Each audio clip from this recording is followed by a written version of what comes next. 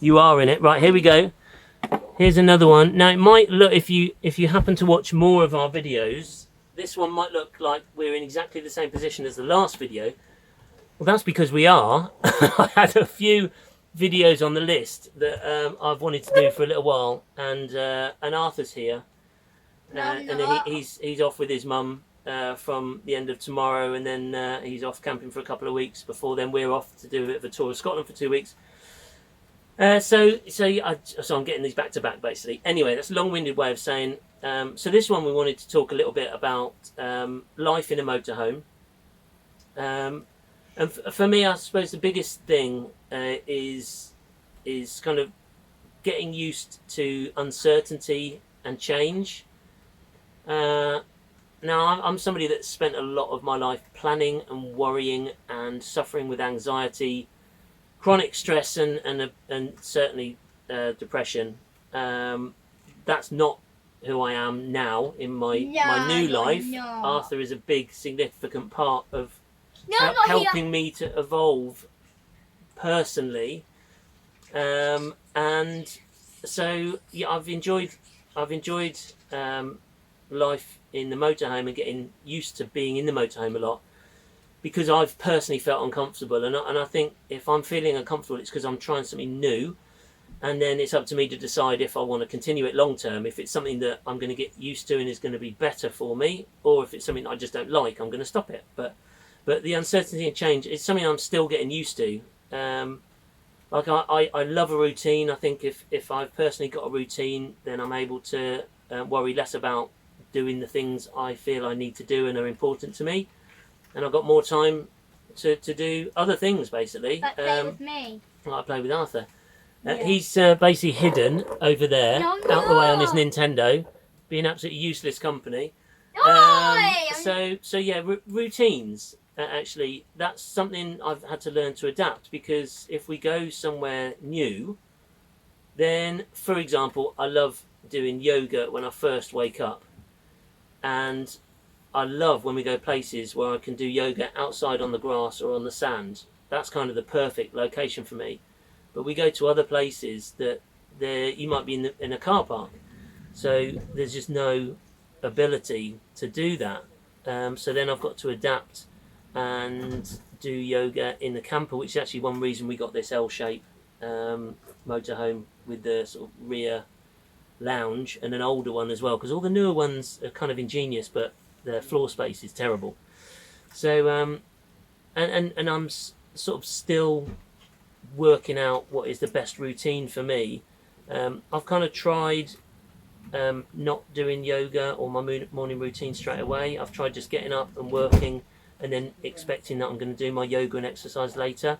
It kind of never happens. So I'm sort of finding out that actually the best routine for me is to get up, to do the things that I want to definitely do in the day, like a session of yoga. Don't leave it later. Don't expect that, oh, it's great, it's okay, I'll be able to get onto the beach later, or I'll be able to get out onto the grass, because it often doesn't happen. But I have to learn to accept change and accept that I'm not always going to be able to do the things that I want to. So we're pretty, like like this, we were chatting to somebody else the other day, and Arthur in the background was like, yeah, we don't make plans anymore, we just go with it. And that's so cool, isn't it? Because what we have now, so my past life, I made a million plans and I worried about the future, so I was never really present in my own life. Now I live almost 100% in the present with loads of ideas about the future. So when we get together with Arthur on a Friday after school, I'm like, beaches or mountains? He'll pick one or the other. Normally beaches, which makes sense while the weather's good. And then I'll have come up with a few ideas. So instead of having set plans, I'll have some ideas, and I'll give those ideas to Arthur. He chooses, off we go.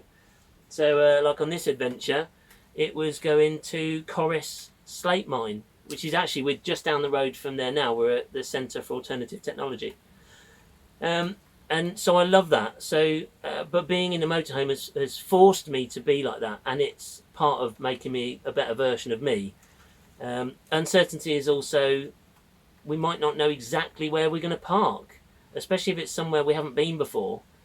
But even if it's somewhere we've been a few times, we might get there and the car park might be full, or the lay-by might be full, or wherever it is, there might be a reason why we can't do what we would like to do.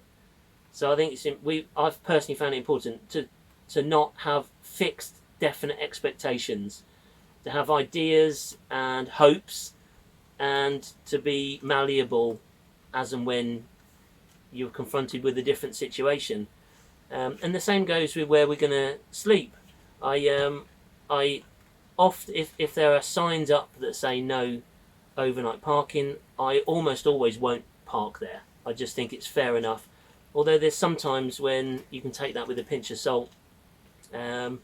We don't get anything out. We don't leave a trace, and as a minimum, we would pick up litter that we find that others have thrown. So hopefully, when we go on our adventures, we are leaving a place better than we found it. And then the uncertainty also comes with the fact that we've just got a lot less storage space. So and this is something I'm only just getting used to, because not having as easy access to water is the uncertainty that at some point the water tank will run out. So it's not worrying about finding a campsite or somewhere to fill up with water, not worrying about somewhere to empty the toilet. Ultimately knowing that it's all possible. I've done loads of research, I've got loads of ideas, so as and when we get to that situation, it's probably fixable at worst in a day's time, and it's all doable. So it kind of has made me value everything a lot more as well, especially turning on the tap. Like, water literally is life, but being in a property in the UK, it's so easy to take water for granted. And then whilst Arthur's out of the frame, also uncertainty. We sort of had a practice at being in the house versus wanting to be in the motorhome. So the motorhome was actually in the garage for a couple of days. The motorhome was in the garage for a couple of days. So that was actually the first time in ages that Arthur slept in the house. Do you remember how it felt sleeping in the house? Because when we got the motorhome back, and I was like, "Do you want to stay in the house again, or do you want to stay in the motorhome?" You're like, "Stop asking me. I want to be in the motorhome." So it was a good benchmark of. I think it's important. I thought I wanted to spend lots of time in the motorhome, but maybe I thought that because that's what I had been doing. So it was quite nice to go into the house, be there for a couple of days, and ultimately I hated it. Now it's a bit different for me and Arthur, because we've got history there. That is Emily's place as well. We did all live together there as a family.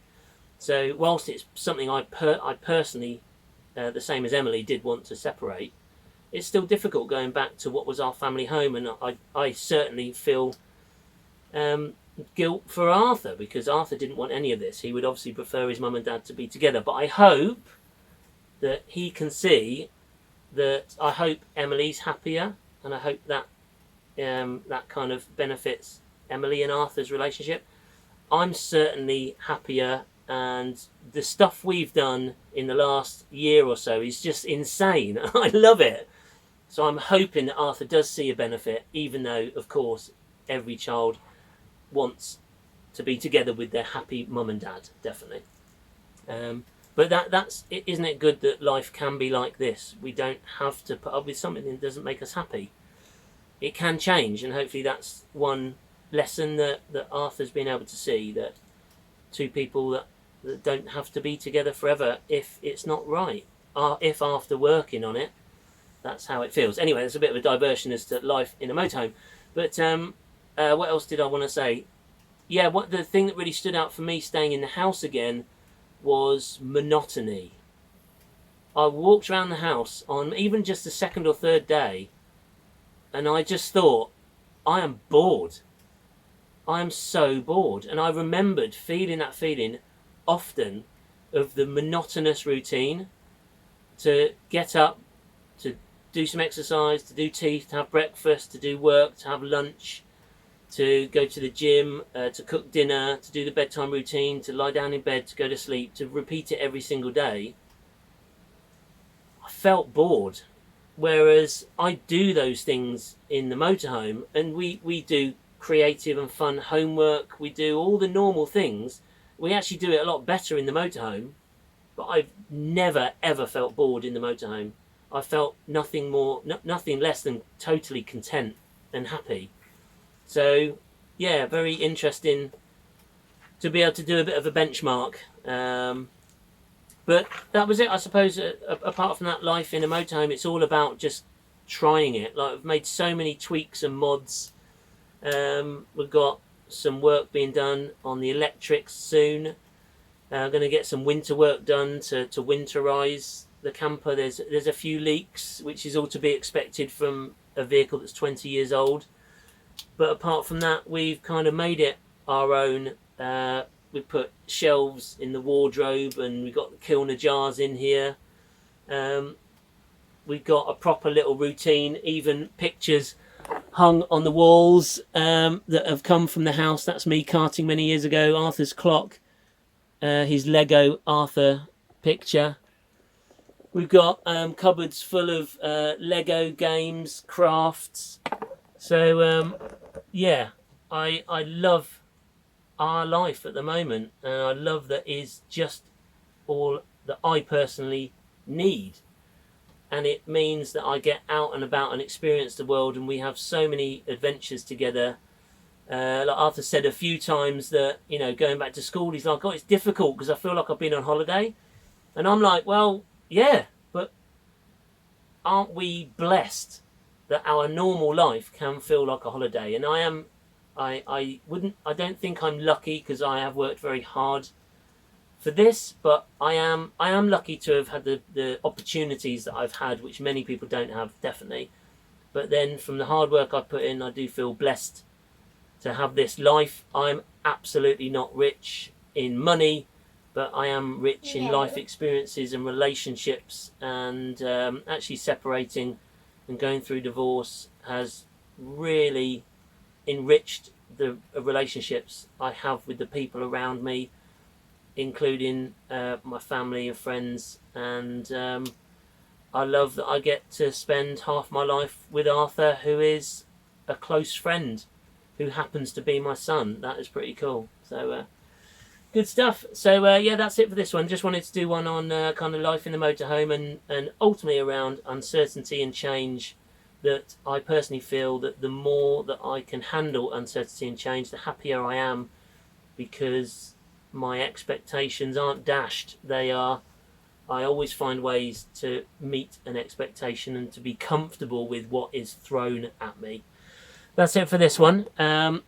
If you want some, if you want to follow our life on the road and hints and tips around living climate positive, then just check out the main social media profiles, Nafford Junction. Subscribe to us, like us, follow us, whatever you prefer to do. If you like email, then I do an email newsletter once a month. Just go to naffordjunction.co.uk. On that website, if you want 6 simple steps to get started with living climate positive, go to the vote page. If you want some kind of specific how-tos, there's loads, 50 plus how-tos on the roadmap page. On there's simple stuff that takes a bit more effort, stuff that takes a bit more money. If you want an a la carte approach, just to find some purpose-driven companies that can help you to buy products or help you to live climate positive, then check out the directory. Apart from that, scroll down on the homepage and you could subscribe to email. Thanks for watching if you got this far, and check back again soon. Bye bye.